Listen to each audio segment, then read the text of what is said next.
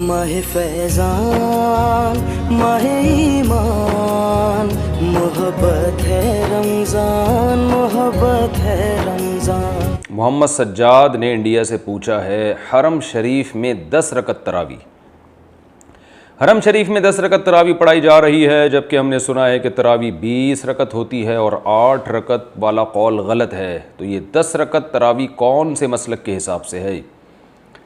دیکھیں، تراویح 20 رکعت ہوتی ہے۔ حضرت عمر رضی اللہ تعالی عنہ نے جو تراویح شروع کرائی تھی، موطا امام مالک کی مرسل حدیث ہے،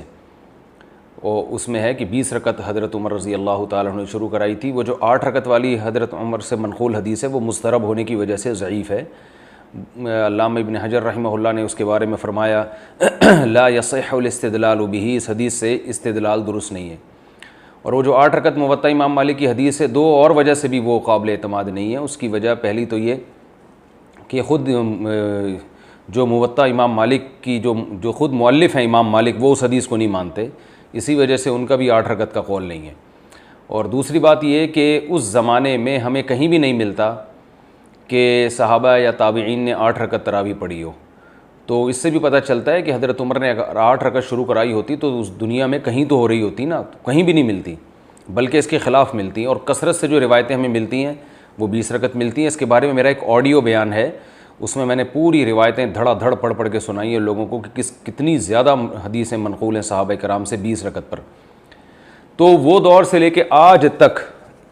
صدیوں تک حرم میں 20 رکعت تراویح ہی ہوتی رہی ہیں۔ لوگ ہم سے ایک سوال پوچھتے ہیں کہ اگر آپ حرم کے عمل کو بطور دلیل کے پیش کرتے ہیں تو حرم میں تو رفع الیدین بھی ہوتا ہے، حرم میں تو زور سے آمین بھی ہوتی ہے، تو یاد رکھیے حرم کا عمل دلیل نہیں ہے، لیکن حرم کا وہ عمل جو 1400 سال سے ہوتا آ رہا ہو وہ ضرور دلیل ہے۔ 1000 سال سے زیادہ تراویح حرمین میں، اور اس میں انہوں نے بتایا کہ ایک دفعہ بھی ایسا نہیں ہوا، تو حرم کا عمل حجت نہیں ہے، لیکن حرم کا وہ عمل جو صدیوں سے چلا آ رہا ہو۔ تو اللہ تعالیٰ مسجد حرام اور مسجد نبوی جو اسلام کا گڑھ ہیں، وہاں ایک گمراہی کو 1400 سال کیسے چلنے دیں گے؟ ایک غلطی اگر ہوتی ہے تو اس کی اصلاح ہو جاتی ہے۔ 1400 سال سے ایک چیز ہوتی آ رہی ہے، ایک رکعت بھی اس میں کم نہیں ہوئی ہے۔ اور میں نے بتایا کہ 8 رکعت والی جو حدیث ہے موطا امام مالک کی، وہ بھی ضعیف حدیث ہے، اس سے استدلال درست نہیں ہے، کیونکہ اس کے ضعیف ہونے کی وجہ بھی بتا دوں، مضطرب ہے وہ۔ اس کے جو راوی ہے، وہ راوی بہقی میں جو حدیث بیان کرتا ہے وہ 20 رکعت والی بیان کرتے ہیں، ایک اور جگہ بیان کرتے ہیں حضرت عمر 13 رکعتیں پڑھاتے تھے، تو وہ راوی کسی ایک جگہ ٹکتا نہیں ہے۔ ایک جگہ کہتا ہے موطا امام مالک میں کہ حضرت عمر نے 8 پڑھائیں، بہقی میں وہ حدیث بیان کرتے ہیں، اس میں کہا ہے کہ جی 20 پڑھائی ہیں، اور ایک جگہ بیان کرتے ہیں کہ 13 پڑھائی ہیں۔ تو اسی وجہ سے محدثین نے اس کو مضطرب قرار دیا کہ راوی کسی ایک بیان پہ ٹکتا نہیں۔ تو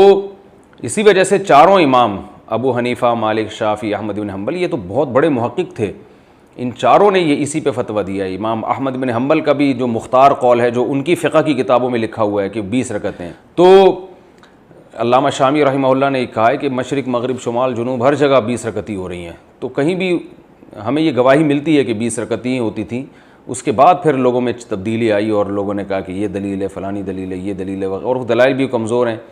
تو اس لیے جو سنت عمل ہے وہ 20 رکعتیں ہیں۔ جو جن لوگوں نے کہا اس میں اختیار ہے جتنی چاہے پڑھو، یہ اس لیے درست نہیں ہے کہ شریعت میں آپ جو ہے نا جتنا منقول ہوتا ہے اس میں کمی بیشی نہیں کر سکتے، تو اس لیے کوئی 20 رکعت سے کم تھکاوٹ کی وجہ سے پڑھتا ہے، پڑھی نہیں جا رہی، یا کسی عذر کی وجہ سے پڑھتے ہیں تو ٹھیک ہے، لیکن بلا عذر یا اس رکعتوں کی تعداد کو خود سے متعین کر دینا کہ جی جتنی چاہے پڑھو، ایسا نہیں ہے۔